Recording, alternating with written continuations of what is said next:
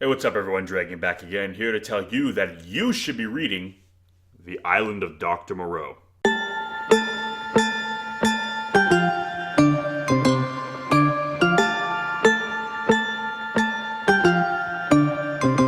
So, The Island of Dr. Moreau is an 1896 novel written by H.G. Wells, who some of you might have heard that name. He's the guy behind basically The War of the Worlds, which is probably his most famous piece of work. Not all in part because of a popular radio drama that they also did, where everyone actually thought that the Martians were attacking. But basically, this story takes place on a distant island, and basically follows a shipwrecked man named Edward Pendrick, or excuse me, Edward Prendick. It comes to this island where Dr. Moreau, who is a scientist who had fled England for his basically use of vivisection on animals sometime before. If you don't know what vivisection is, essentially it's when they basically, for lack of a better word, basically mutilate animals for the purpose of scientific research, for medicine, anything like this. Basically, animal research. So they'll unfortunately maim them in some way for whatever reason. And he comes to this island, and surprised the doctor's still doing vivisection, and he comes across what appears to be human animal hybrids or bizarre chimeras of some kind. Basically, animals that appear to have been altered through vivisection to take on more anthropomorphic, ergo human characteristics, both in not only appearance but in behavior as well. And essentially, that's kind of what the story is about. It's basically it's an island where he's making animal people, and that's kind of the short of it. But basically, this story was kind of a bit of a reflection of kind of the changing culture of the times. Because at this point in England, vivisection was starting to be really looked down upon. The public was starting to kind of take an interest in this sort of thing, because you got to understand that nowadays we live in an era where if you watch a movie and a dog gets shot or hell even just kicked, everyone in the audience is like, kill that person who did that. Whereas back then people kind of looked down on animal. I mean, basically animals were beasts meant to serve some kind of function, and while you didn't necessarily want to go out of your way to hurt an animal, if an animal got whipped, hurt, beat, or had to be put down, hey, so be it. It's not like it's a person.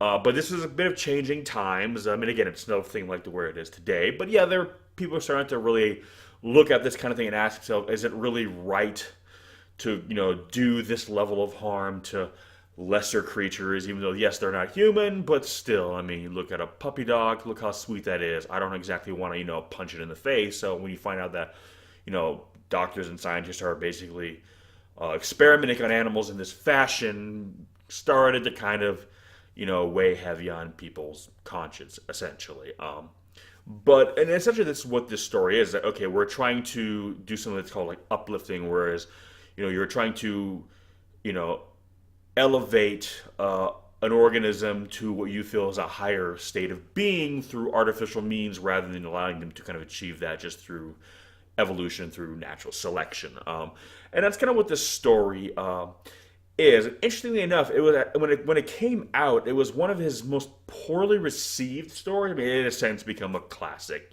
but it was one of the stories where you have stories of alien invasion and whatnot, but this was something that was a very kind of politically charged concept, and it, in addition to kind of reflecting kind of cultural norms and changing cultural attitudes, it also kind of hit really close to home, because you read a story about an alien invasion.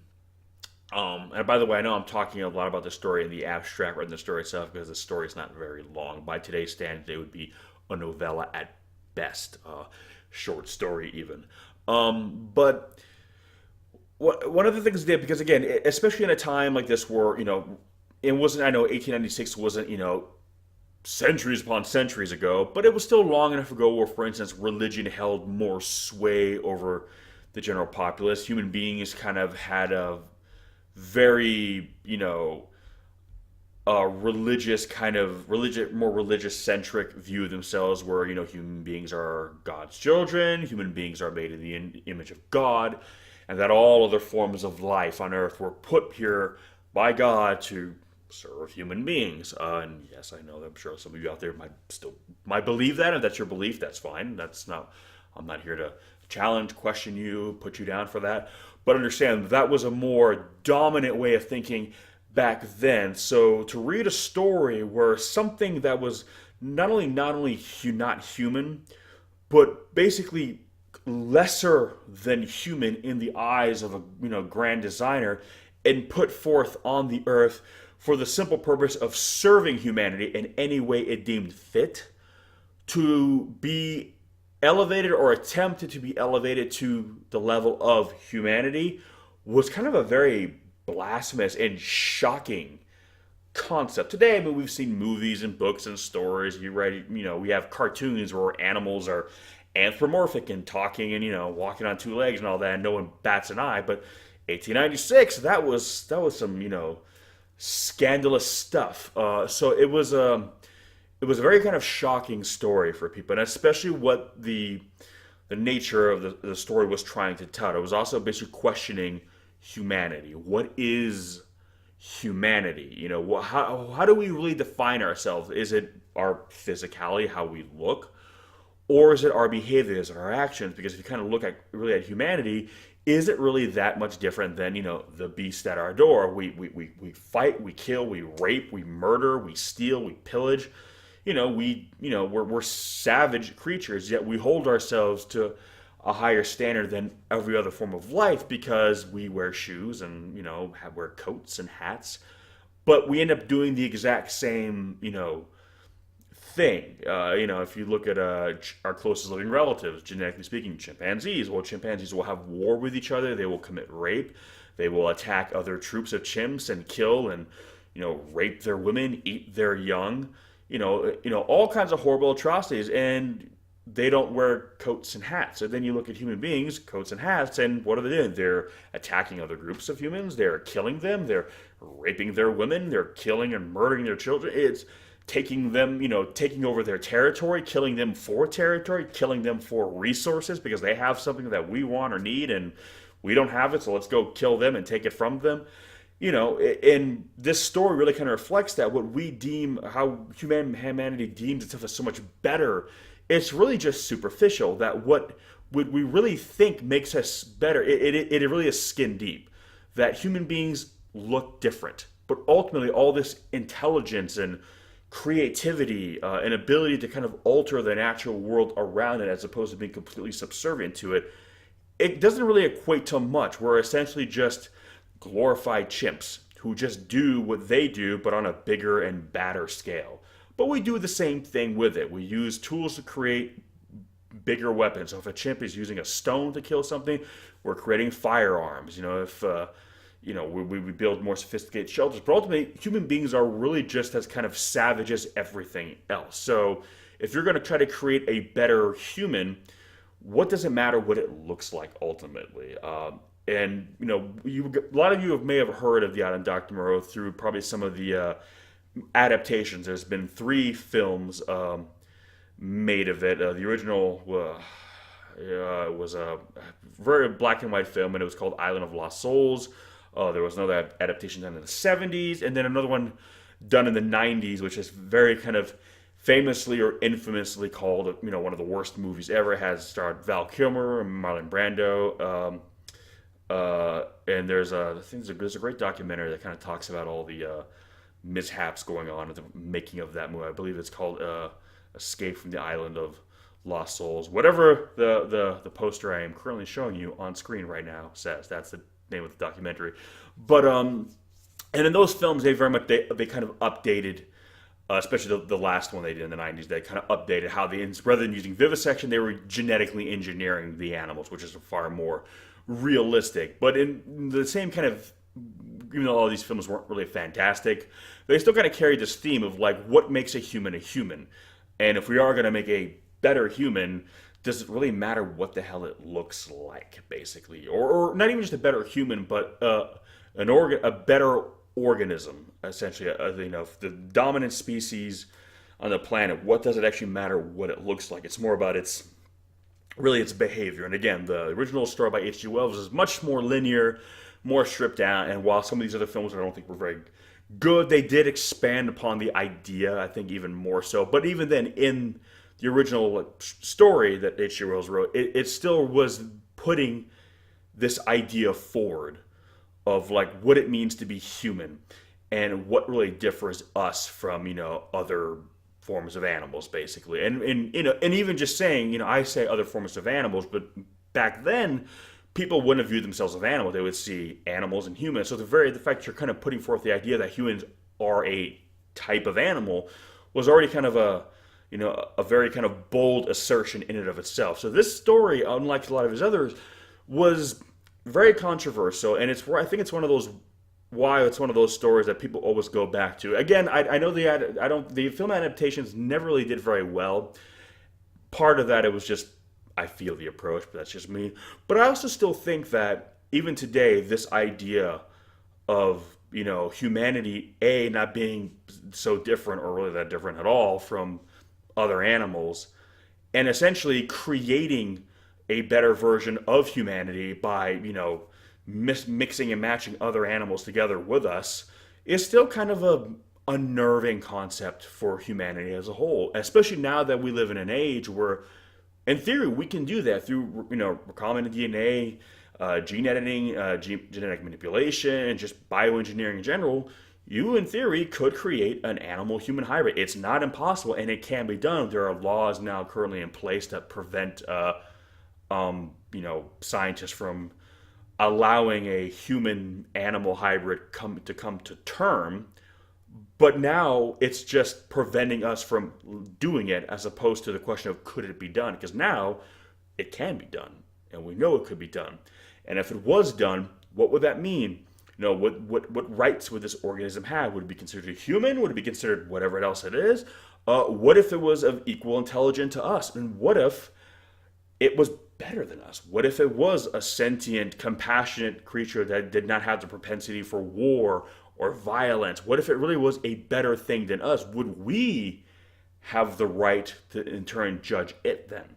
Because essentially it would be better than us. Or would we even recognize it as better than us? Or would we kind of devolve into mob mentality, burn it, kill it, because it is too much of a, again, it hits home too hard a little bit for humanity. So again, The Island of Dr. Moreau, very short read, but already kind of lays the seeds for a much larger and more involved conversation, and one that, for better or for worse, the movie's subsequent, film adaptations, I feel, did carry on. They did care. That was the one thing I think the films got right, was that it put forth this question and kind of expanded upon the conversation as our proficiency with science, especially in the arena of genetic engineering, has come to fruition. Because when H.G. Wells wrote the story, genetic engineering wasn't a thing. Hence why he was doing it through vivisection, essentially just kind of combining parts together. Whereas now we would just let it grow the organism by putting it together at a microscopic level, at a genetic level, and then allowing it to grow as whatever we made it to be. But again, we live in a time now where we, in theory, could create an island of Dr. Moreau. And for all we know, somewhere in some bunker somewhere, or off on some island, someone's doing that right now. It is possible for it to be done.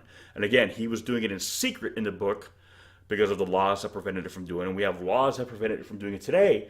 But the difference is, unlike 1896, if someone had the money, the resources, and the privacy, they could create an island of Dr. Moreau. Whereas at the time the novel was written, it could not be done. It was an interesting idea if someone could do it, but everyone could kind of rest easy knowing you couldn't do it. Now, someone can do it. So for all we know, out there somewhere, in some little tiny islet way out in the South Pacific or wherever, there could be an island of, beast people, essentially. We don't know, but the point is we live in a time now where science fiction can now be science fact, and we may find ourselves as a society, as a global society, confronted with these kind of moral questions of how do we define humanity, or rather, how do we define, a sentient creature with rights. I mean, we're already seeing animals now that are exhibiting intelligence that we once didn't realize. Apparently chimpanzees have a officially entered the Stone Age, been observed using and fashioning very primitive, mind you, but still stone tools.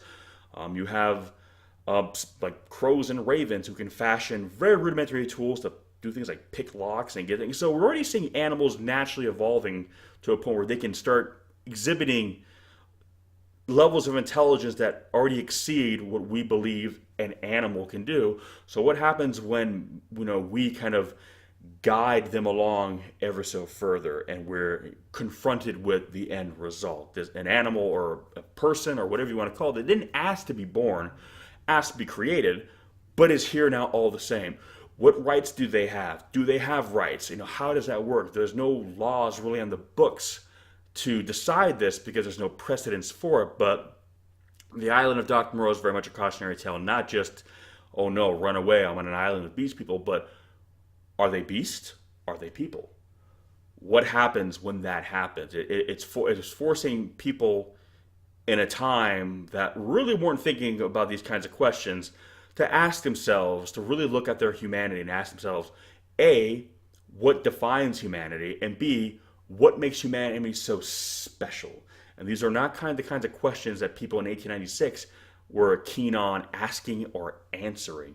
And it is for that reason that the island of Dr. Moreau was very much ahead of its time in terms of its theme. Maybe not necessarily its execution, but the overarching themes of the narrative, where I feel more relevant today than they were ever have been before, and maybe even a little frighteningly will become more relevant as time moves forward until the point where the book will perhaps be one of the most relevant stories ever written based on what results of science and its continuing march forward. So with all that, The Island of Dr. Moreau by H.G. Wells. Have you read it? If so, what did you think? If not, as always, I will put links in the description section below where you can go pick it up.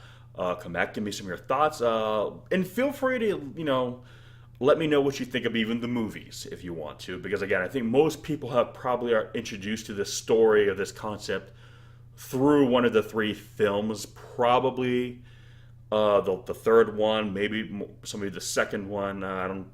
Probably not so much the original Island of Lost Souls. But, conceptually, it's pretty much there still.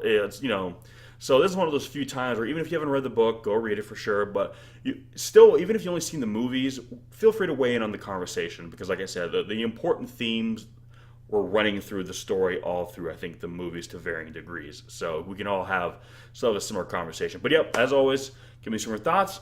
Let me know what you think, and I'll catch you on the next one. Peace!